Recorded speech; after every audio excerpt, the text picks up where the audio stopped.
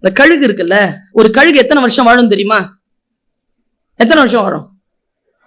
60 to 70 years. ஆனால் சில பருந்து 120 to 140 years வாழும். நீ வேணா நான் போய் கூகுள் பண்ணிப்பார். அந்த வாழற அந்த பருந்து இருக்குல்ல, அதை பற்றிய கேஸ் ஸ்டடி ஒன்று இருக்கு. அது என்ன பண்ணுமா, 70 வயசுல அது வயசாகி சாகாது. மேல பேர்ட் வியூ பாக்குதுல்ல, பார்த்துட்டு வந்து காலால இல்லனா அப்படி தூக்கிட்டு போவோம்ல, அந்த கால்ல இருக்கக்கூடிய நகங்கள் வலு விழுந்துரும். அதுக்கு தூக்கி தூக்கி நகங்கள் வலு விழுந்ததனால், குத்தி குத்தி சாப்பிட்டு அந்த அலகு வலு விழுந்ததனால் இரை தேட முடியாமல் பசியில் செத்து போகும் பருந்து. இந்த 120 வருஷம் வாழணும்னு முடிவு செய்தல அந்த பருந்து என்ன தெரியுமா பண்ணும், 60-70 வயசுல சாவு வந்துருச்சு, தான் சாப்பிட முடியாது, இனிமேல் இரை தேட முடியாது, கண்ணு மட்டும் அதுக்கு பலவீனமே ஆகாதாங்க. அதனால்தான் கழுகு பார்வைன்னு பேரு. கழுகு நகம்னு சொல்ல மாட்டோம், கழுகு அழகுன்னு சொல்ல மாட்டோம், கழுகு பார்வை. அமெரிக்காவுடைய அந்த மிகப்பெரிய அந்த சின்னம் இருக்குல்ல, அதுவே கோல்டன் ஈகிள் சின்னம் தான். என் வீட்டுல என்ன தங்க கழுகுன்னு தான் கூப்பிடுவாங்க. கண்கள் பலம் இழக்கவே கூடாது. அது என்ன பண்ணுமா, மேல போய் உட்காந்துரும். மேல போய் உட்கார்ந்துட்டு இரை தேடாது, பசியோட உட்கார்ந்துருக்கும். உட்காரும் போது என்ன செய்யும், தன்னுடைய காலில் இருக்கக்கூடிய நகங்கள் எல்லாம் பிச்சு போட்டுரும். அப்புறமா தன்னுடைய சிறகெல்லாம் வந்து அப்படியே உதிர்ந்து போய் வயசாரி எல்லாத்தையும் பிச்சு போடும். பிச்சு போட்டுட்டு தன்னுடைய அழகு இருக்குல்ல, அதை அடிச்சு உடைச்சிரும். உடைச்சிட்டு உட்கார்ந்துருக்கும் கழுகு. தவம், அந்த தவ பீரியட் இருக்குல்ல, அது கடந்த பிறகு அதுல அதை சஸ்டெயின் பண்ணிடுச்சுன்னா, அந்த பீரியடை மட்டும் அது சஸ்டெயின் பண்ணிடுச்சுன்னா, இயற்கை அதற்கு புதிய நகங்களை, புதிய சிறகை, புதிய அழகை தரும். அதை பெற்றுக்கொண்ட அந்த கழுகு மீண்டும் 60-70 ஆண்டுகள் வாழும். நீ ஏதோ ஒரு விஷயத்துல பலவீனம் அடைஞ்சிருக்கிறியா, காத்திரு. அந்த பலவீனங்களை அடிச்சு உடைச்சு உட்காரு, உட்கார்ந்து காத்திரு, புரிந்து கொள்வதற்கு காத்திரு. 2 பேர் கிட்ட மட்டும் பேசாத, எதுவுமே கலந்தாலோசிக்காத. 2 பேர்கிட்ட மட்டும். இந்த கிளாஸ்லயோ இந்த மாதிரி நல்ல வார்த்தைகள் கேட்கும் போது ஒருத்தர் இங்க உட்காந்துருப்பான், ஒருத்தர் இங்க உட்காந்துருப்பான், ஒருத்தர் இங்க உட்காந்துருப்பான், ஒருத்தர் இங்க உட்காந்துருப்பான். இந்த 2 பேர் தான் நம்ம வாழ்க்கை சீரழிக்கிறது. எல்லாம் தெரியற மாதிரி பேசுவா, ஒன்னும் தெரியாது. அதுக்கு ஒன்னும் தெரியாதுன்றதுனால தான் நம்ம பக்கத்துல உட்கார்ந்து இருக்குது. தெரிஞ்சதுன்னா வேற எங்கேயோ போவோம், வாயில அதுக்கு வார்த்தை ஊறும், அது குப்பை தொட்டியை தேடிக்கிட்டே இருக்கும், நல்லா காது கிடைக்கும், துப்பிடுவாங்க. நம்ம வாழ்க்கை நாசம். இந்த வயசுல சில விஷயங்கள் செய்யாத. உன்னதான் சொல்றேன், ஏதோ உன்னை சொல்லலைங்கிற மாதிரி நினைச்சுக்காத. நீ சைலண்டா இருக்கிற, அவனுக்கு சைலண்டா இருக்க தெரியல, அவ்வளவுதான். சொல்றேன் பாரு, 10 வரல, 10, 11, 12 வரல, இந்த டைம்ல எல்லாம் வேறு பாலின ஆண் பெண்ணோட எந்த காதல் கத்திரிக்காலம் பண்ணாத. சத்தியமா சொல்றேன், செய்யாத. ஏன் தெரியுமா, இன்னும் 10 வருஷத்துல உங்களுக்கு ஒரு 12 வருஷத்துல ஒரு சனியம் வரும், வந்தா போவாது. சரியா சொல்றேனா சார்? கூடவே இருக்கும், சாவுற வரைக்கும் கூடவே இருக்கும். இந்த வயசுல ஏன் அந்த சனியனை தூக்கி இப்ப வச்சுக்கிற? ஒரு 10 வருஷம் படிச்சு ஆளாகி பெரிய ஆளாகி என்ன ஆகணும்னு சொல்லிட்டு முடிவு செய்து மிகச்சிறந்த துணை உன்னை வந்து நாடுகின்ற அளவிற்கு நீ உன்னை உருவாக்கி கொள்வதற்கான வாய்ப்பு தானே இந்த வயது. இந்த வயதை ஏன் வீணடிக்கிறாய்? சொல்லி தரவே மாட்டாங்க. இந்த வயசுல வீணாயிடுச்சுன்னு வச்சுக்க வாழ்க்கை, அந்த வயசுல ரொம்ப கஷ்டப்படுவ. அந்த கஷ்டம் உனக்கு வேண்டாம் என்கின்ற பேர் ஆனந்தத்தோடு பெருங்கருணையோடு தாய்மை மனதோடு நான் சொல்லுகிறேன், கொஞ்சம் கண்ட்ரோலாரு, கடந்து போகட்டும், மகிழ்ச்சியாரு, சிரிச்சிட்டு. சிறிய தவறுகள் ஏதேனும் செய்திருந்தால் பட்டுக்கோட்டை பாட்டு தான் உனக்கு வெற்றி பெறுவதற்கான ரகசியம். இது சிந்தித்து பார்த்து செய்கைய மாத்து. சிறுசா இருக்கையில் திருத்திக்கோ, தவறு சிறுசா இருக்கையில் திருத்திக்கோ. தெரிஞ்சும் தெரியாம நடந்திருந்தா அது திரும்பவும் வராம பாத்துக்கோ. டீச்சர்ஸ்க்கு சொல்றேன், உங்க காலில் விழுந்து சொல்றேன், என் காலையும் தொட்டுக்கிட்டு நான் சொல்றேன், என் அறிவை பெறுவதற்காக என் குழந்தைகள் என் வகுப்பிற்கு வரவில்லை. நம் அறிவை அந்த குழந்தைகளுக்கு தராமல் நாம் காப்போம். அந்த குழந்தைகள் ஏன் வந்திருக்கு தெரியுமா நம்ம வகுப்புக்கு? அவர்கள் அறிவை அறிமுகம் செய்து கொள்வதற்காகத்தான் வந்திருக்கிறார்களே தவிர நம் அறிவை பெற்றுக் கொள்வதற்காக அவர்கள் வரவே இல்லை. Try to be a Christ. When you are inside the classroom, dear my teachers, try to be a Christ.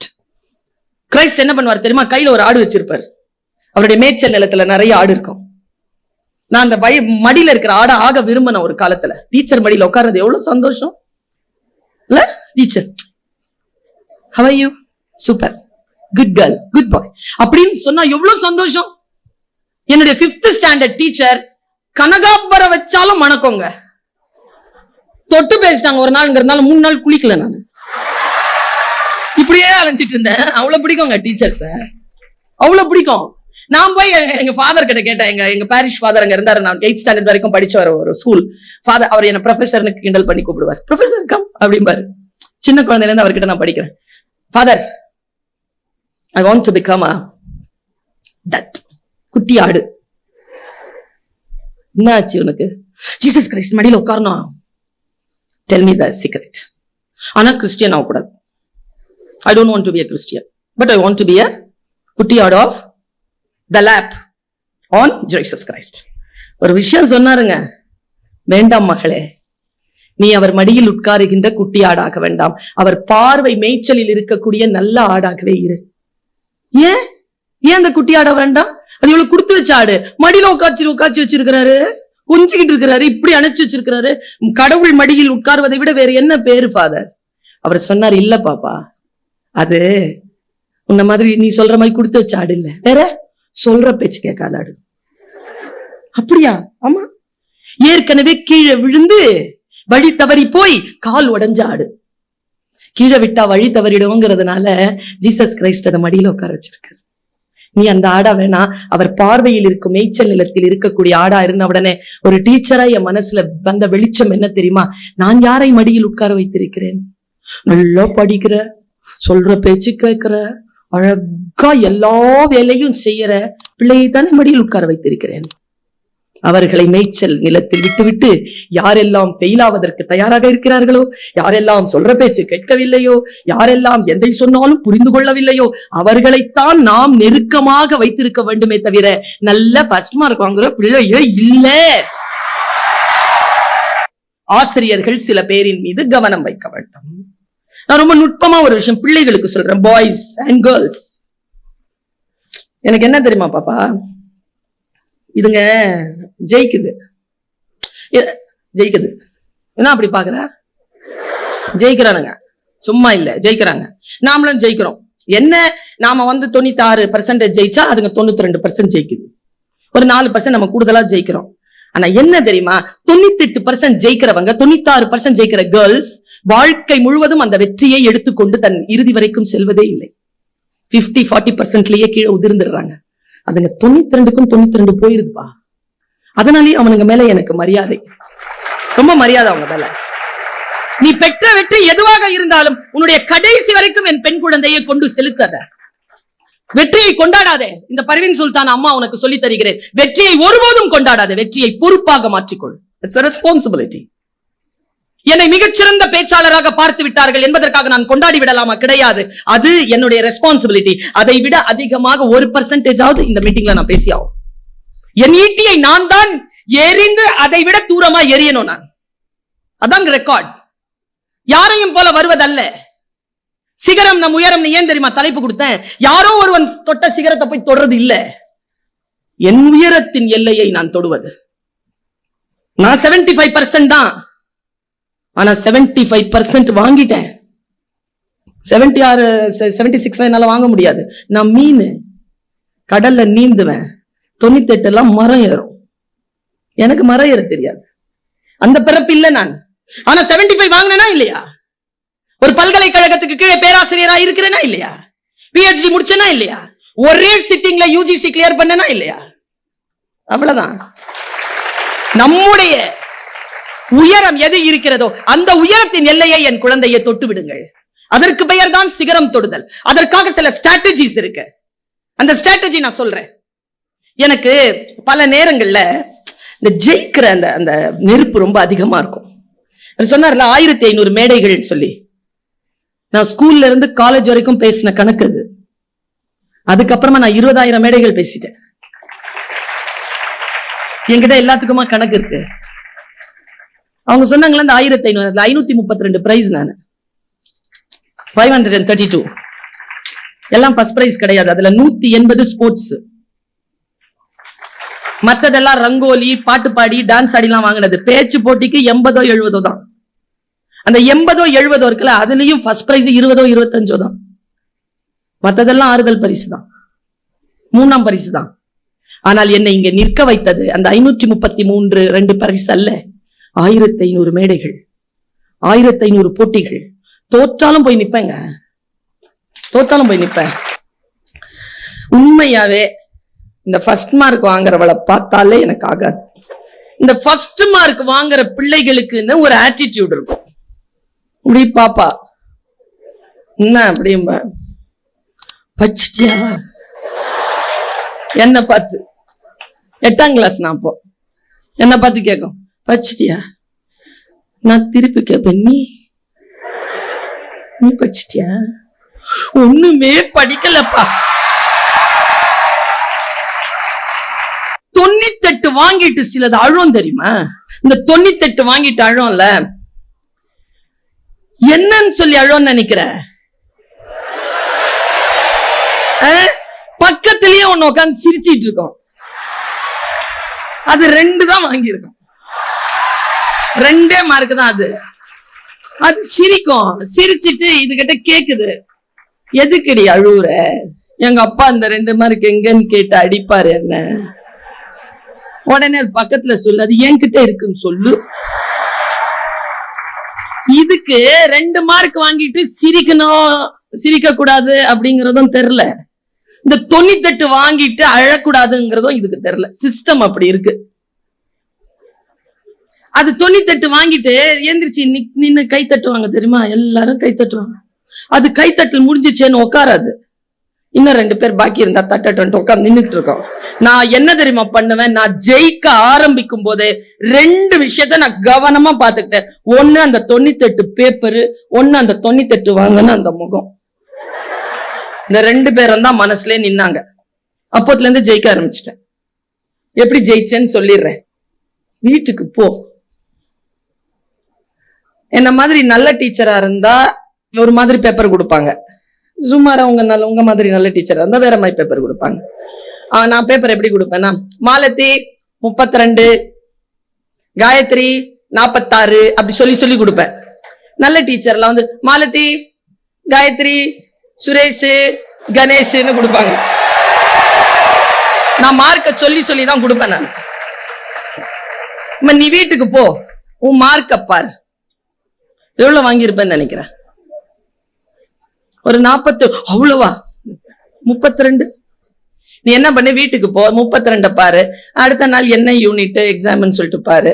அந்த எக்ஸாமினேஷனை வந்து கொஞ்சம் கவனமா படி. 7th புரிஞ்சுதுன்றதுனால தானே 8th வந்த. 8th ஸ்டாண்டர்ட்ல சப்ஜெக்ட் புரிஞ்சிருச்சுங்கிறதுனால தானே 9th வந்த. புரியாம இல்ல, கொஞ்சம் மெனக்கெடணும். கொஞ்சம் மெனக்கெட்டா புரியும். கொஞ்சம் மெனக்கெடு. கொஞ்சம் மெனக்கெட்டு என்ன பண்ண, 32 வாங்கியிருக்கல, 34 வாங்க. ஃபெயில் தான் பரவாயில்லன்ற நான். 34 நான் ஜெயிக்கிற ஸ்ட்ராட்டஜி சொல்லி கொடுத்துட்டு இருக்கேன். 34 வாங்கு. அடுத்த டெஸ்ட்ல 36 வாங்கு. ஃபெயில் தான் பரவாயில்ல, 36 வாங்கு. இப்ப பாரு அந்த 98. ஒருவேளை அந்த 98 92 வாங்கியிருக்கோம். அப்ப அதுதான் கிளாஸ் ஃபர்ஸ்ட். அதான் கிளாஸ் ஃபர்ஸ்ட். அப்போ இந்த விவி குட் அதுக்கு வரும். ஆனா மோட்டிவேட்டர் ஜெயிக்கிற குதிரை நான் சொல்றேன். 98ல இருந்து 92 அவ தோக்குறா, 32ல இருந்து 38 நீ ஜெயிக்கிற. ப்ரோக்ரஸ் ரிப்போர்ட்னு பேரு. 4th ஸ்டாண்டர்ட்ல நான் ஃபெயில். ஏன் ஃபெயில் ஆனேன்னு தெரியுமா? 80 மார்க்கு இது பெருக்கல், 20 மார்க்கு வகுத்தல். எனக்கு பெருக்கல் தெரியும். தெரியறத விட்டுட்டு தெரியாததை ட்ரை பண்ண 3 மணி நேரம் ஆயிடுச்சு. 12 மார்க் வாங்கினேன். கூட்டிட்டு போய் எங்க அம்மா நிறுத்தி வச்சு அழுவுது, இது ஃபெயில் ஆயிடுச்சு, மேத்ஸ்ல ஃபெயில் ஆயிடுச்சுன்னு. அந்த டீச்சர் எடுத்து காட்டுறாங்க 12 மார்க். எங்க அம்மா தலையில குட்டி ரிப்பன் எல்லாம் பீற அளவுக்கு தலைய புடிச்சு இழுத்து எதுக்குடி எழுதலன்னு கேட்டாங்க. எனக்கு இது தெரியும்னு. உட்காந்து எழுத சொல்லுங்க, அதுக்கு தெரியும். நாங்க உட்காந்து 20 நிமிஷத்துல 80 மார்க்குக்கு எழுதி கொடுத்தேன். 4th ஸ்டாண்டர்ட்ல இருந்து டைரக்டா 6th ஸ்டாண்டர்ட் மேடம். நான் 5th படிக்கவே இல்லை. அதாவது நம்மளை இவாலுவேட் பண்ணவே முடியாதுங்க யாராலையும். நம்மளை இவாலுவேட் பண்ண முடியும்னா the only person under the sky will evaluate you is you. நீதான். நீ இவாலுவேட் பண்ண உன்ன. எங்க நீ பிசிறு அடிச்ச, எங்க நீ தோத்தன்னு நீ யோசி. அடுத்தவர்கள் இல்ல யோசிக்கிறது. டீச்சர் இஸ் a டீச்சருங்க. Teacher cannot teach anything. As a teacher 25 years experience எனக்கு as a teacher. இப்போவும் I am a teacher தான். I am still in my service. இந்த 25 வருஷத்துல எந்த ஒரு குழந்தைய என் கிளாஸ்ல ஃபெயில் ஆனது இல்ல, ஃபெயில் ஆக விட்டதில்ல. ஏன் ஃபெயில் ஆக விட்டதில்ல? என்ன குவாலிட்டி அது? நான் சொல்றேன், children listen to me. மிக மிக கவனமா இரு. நான் ஒரு வார்த்தையை சொல்றேன், நிமிர்ந்து உட்கார். முதல்ல உட்கார்ந்தீங்கல்ல, உங்க வாழ்க்கையில் ஒரு அதிசயம் நடந்திருக்கு. உட்கார்ந்தபடியே 2 இன்ச் உயர்ந்து இருக்கிறீங்க. அவ்வளவுதான். கேட்டுக்கோங்க, கவனம். யார் எதை சொன்னாலும் அதன் மீது கவனம் வை.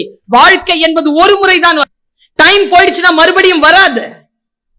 என்ன better luck next time? Time உங்ககிட்ட இருக்கா?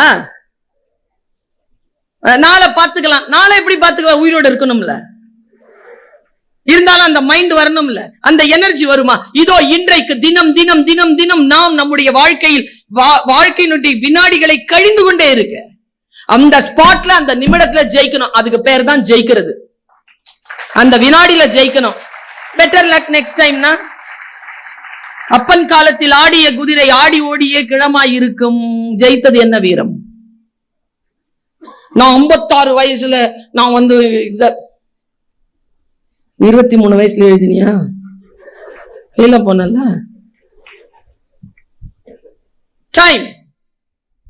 Seize your time, my dear kids. Seize your time. 10th 11th 12th படிச்சிட்டு இருக்கீங்க. இந்த வளாகத்துக்குள்ள இருக்கீங்க. இந்த விஜயா குரூப் ஆஃப் இன்ஸ்டிடியூஷன்ல ஸ்டூடெண்டா இருக்கீங்க. 3 வருஷத்துக்கு அப்புறமா you cannot enter into this campus. இது உங்க ஸ்கூல் இருக்காது, நீங்க படிச்ச ஸ்கூல் தான். So make use of this wonderful opportunity. இந்த உலகத்துல எந்த இன்ஸ்டிடியூஷன்ல ஜாயின் பண்ணாலும் ஜெயிக்க முடியாது. ஏன் தெரியுமா? இன்ஸ்டிடியூஷன்ல ஜாயின் பண்றதுனால யாரும் ஜெயிக்கிறது இல்ல. இன்ஸ்டிடியூஷன் சொல்லுதா, நீங்க என்கிட்ட வாங்க, நான் உங்களுக்கு ஜெயிச்சு காட்டு. எந்த ஸ்கூலும் ஜெயிக்கிறதுக்கான உத்தரவாதத்தை தர முடியாது. நீங்கள் ஜெயிப்பதற்கான வாய்ப்புகளை அதை ஏற்படுத்தி கொடுக்கும். Just make use of that opportunity. ஆப்பர்ச்சுனிட்டியை பயன்படுத்த. இப்ப நான் ஒரு சொல்றேன், உனக்கு அந்த சொல் புரியுதான்னு பாரு. நான் சொன்னேன்ல 32 வாங்குற, வீட்டுக்கு போய் பாரு, பாடம் படிச்சு பாரு. புரியலன்னா என்ன பண்றது? இன்னும் கொஞ்சம் டெப்தா புரிஞ்சு பாரு. புரியலன்னா என்ன பண்றதுன்னு சொன்னல, என்ன பண்றதுன்னு இப்ப சொல்றேன். 32ல இருந்து 34 மார்க் நீ வாங்கணும்ல. நீ ஏன் 32 வாங்குற? அவ ஏன் 98 வாங்குறா? அவளுக்கு சப்ஜெக்ட் புரிஞ்சிருச்சு, உனக்கு புரியல, அவ்வளவுதானே. அல்லது புரிஞ்ச சப்ஜெக்ட பிரசன்ட் பண்ண தெரியல, அவ்வளவுதானே. பிரசன்ட் பண்ணும்போது எனர்ஜி இல்ல, அதை யோசிக்க முடியல, யூ ஆர் நாட் இன்ட்ரெஸ்டட், அவ்வளவுதானே. நீ பிரிச்சு பாரு எதற்காக உனக்கு மார்க் குறையுதுன்னு. எனக்கு ரொம்ப ஆச்சரியம்பா. இந்த ஃபர்ஸ்ட் மார்க் வாங்குற பிள்ளை கிட்ட என்ன குவாலிட்டி அப்படி இருக்கு? இந்த ஃபெயிலா போற பொண்ணு கிட்ட என்ன குவாலிட்டி இருக்கு? இந்த 2 குழந்தைகளும் ஒரே குழந்தை தானே, ஒரே ஸ்கூல்ல தானே படிக்குது, ஒரே மாதிரி தானே டீச்சர், ஒரே மாதிரி தானே ஆப்பர்ச்சுனிட்டிஸ். 2 பேர்லயும் ஒருத்தி ஜெயிக்கிறா, ஒருத்தி தோக்குறா. ஏன்? இந்த குவாலிட்டியை நான் புரிஞ்சுக்கிட்டேங்கிறதுனால. நான் தோக்குற குழந்தை, ஆனா நான் இதை புரிஞ்சுக்கிட்டதுனால நான் ஜெயிக்க ஆரம்பிச்சேன். இதை நான் புரிஞ்சுக்கிட்டேன். சிம்பிள் பார், சிம்பிளா சொல்றேன், உனக்கு புரியுதா பார். கஞ்சி குடிப்பதற்கு இலார், பாரதி. கஞ்சி குடிக்கிறதுக்கு இல்ல. ஏன் இல்ல? அடுத்த வரியில சொல்றான், அதன் காரணம் இன்னதென்று அறியும் திறனிலார். ஏன் கஞ்சி இல்லன்னு தெரியலையா, அதனால கஞ்சி வரலையா. கணக்கு ஏன் வரல, கணக்கு ஏன் வரலன்னு தெரியல. தெரிஞ்சா கணக்கு வந்துடும். இங்கிலீஷ் பேச ஏன் வரலன்னு தெரியல, தெரிஞ்சா இங்கிலீஷ் வந்துடும். ஏன் வரலன்னு யோசி, உன்னை நீயே நிறுத்து. எங்க நீ மிஸ் ஆகுறன்னு யோசி. Too much of entertainment will lead you to stress. Don't go for too much of entertainment. நான் இல்ல, எது நம்மை தூக்கி நிறுத்துகிறது? எனக்கு ஏன் வரல? எனக்கு லாரி ஓட்ட தெரியாதுங்க, எனக்கு தெரியாது லாரி ஓட்ட, கார் ஓட்ட, லாரி ஓட்ட தெரியாது. ஆனா என்ன, நான் அதே மெக்கானிசம் தான். யாராவது என்ன பார்த்து சொன்னாங்க உனக்கு லாரி ஓட்ட வராதுன்னு, ஒரே நாள்ல வண்டி ஓட்டி சுத்தி காட்டிடுவேன். வராதுன்னு சொல்லக்கூடாது, என்கிட்ட தெரியாதுன்னு சொல்ல. ஜப்பான் நீங்க மொழி பேச தெரியாது, என்ன இப்போ 1 வீக் டைம் கூட கத்துக்கிறேன், கற்றுக்கொள்ள முடியும் நம்மால். அதுக்குதானே இந்த மூளை. என்னை பார்த்து டீச்சர்ஸ் கிட்ட, என் டீச்சர்ஸ் அந்த கெமிஸ்ட்ரி டீச்சர் தான், எங்க நானும் கெமிஸ்ட்ரி டீச்சரா தான் வர வேண்டியது. கெமிஸ்ட்ரி டீச்சர் தான் நான் வராம இருக்கிறதுக்கு காரணம். சப்ஜெக்ட் எனக்கு ரொம்ப பிடிக்குங்க. எப்ப பார்த்தாலும் என்ன பார்த்தா அந்த டீச்சர் இப்படி வாய வச்சுப்பாங்க. ஹோப்லெஸ் அப்படிம்பாங்க என்ன பார்த்து. கலாட்டா பண்ணுவேன்னு வச்சுக்கோயே, ஹோப்லெஸ் அப்படிம்பாங்க. நான் பியூர் சயின்ஸ் +2 வரைக்கும். நான் தான் முடிவு பண்ணேன், எனக்கு வேணாம், இதெல்லாம் வேணான்ட்டு நான் தமிழுக்கு நான் போனேன். இப்படியும்பாங்களா? உள்ள நுழையும் போது சொல்ல, லைப்ரரிக்கு போயிருப்பேன், பிரைஸ் வாங்கியிருப்பேன், கிரவுண்ட்ல இருப்பேன், நல்லா சூப்பரா ஓடுவேன். நான் இப்போ விட்டாலும் ஓடிடுவேன், நல்லா ஓடுவேன். நான் I am a sports girl. அதெல்லாம் ஒரு புறம் இருக்கட்டும். 1994 I am a best marcher in All India Parade 26th of January Delhi Indian Battalion. Photo இருக்கு, அனுப்புறேன். காலேஜ்ல சேர்மன், லீடர்ஷிப் எல்லாம் பிடிக்கும். ஆனா என்ன தெரியுமா, என்ன பார்த்து சொல்லுவாங்க அந்த டீச்சர், ஹோப்லெஸ் மங்களா. அப்படியே பார்ப்பேன் உங்களை, எப்படிடா இந்த, நல்லா தெரிஞ்சுக்கோ, ஒருத்தங்களை ஜெயிக்கணும்னு முடிவு செஞ்சுட்டேன்னு வச்சுக்கோ, ஏன் அவங்கள பகச்சிக்காத. அவங்க எழுந்து நின்னு பாராட்டுறபடிக்கு ஏதாவது ஒண்ணு செஞ்சிரு, அப்படிதான் ஜெயிக்கிறது. நீ உட்பட மாட்டேன்னு சொன்னாங்கல்ல அந்த டீச்சர், அந்த டீச்சர் ரிட்டையர் ஆகிறதுக்குள்ள அந்த ஸ்கூலுக்கு சீஃப் கெஸ்டா போயிட்டு வந்துட்டேன்.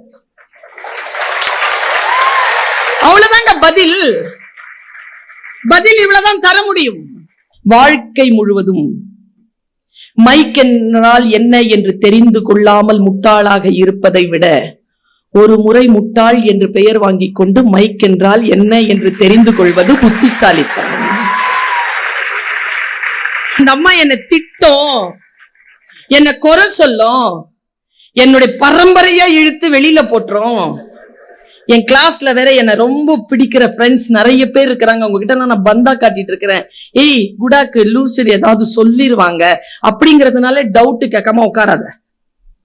என்ன வேணாலும் திட்டட்டும், டவுட்னா கேட்டுடு, புரியல கேட்டுடு. ஏய் இத நீ +1லயே படிச்சிருந்த, படிக்கல சொல்லி கொடு.